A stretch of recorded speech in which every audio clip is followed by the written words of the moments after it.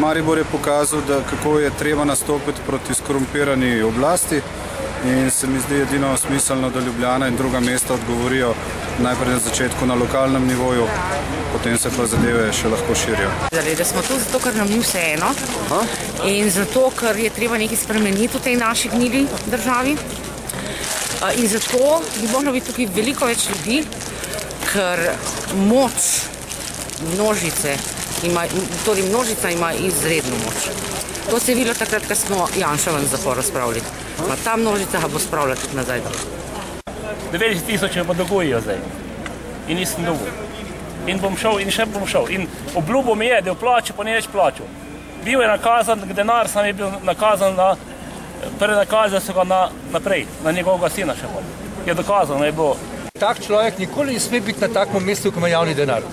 Ker pogledajte njegovo zgodbo. Pete od leta 1995, vprašajte, koliko ima premoženja, predno je on prišel v Mercator. Pogledajte, koliko denarja, ki je prišel iz Mercatorja. A ne veste, da je njegova zasebna firma poslovala z Mercatorjem. On generalni direktor je zasebna firma, ki posluje z Mercatorjem. To ne gre skupaj.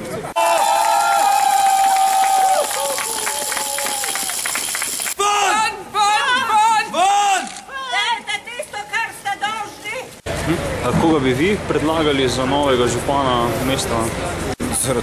Glede tega pa nimam nobenih pretenzij ali pa izjav. Mislim, da bi se morala celotna garnitura zamenjati.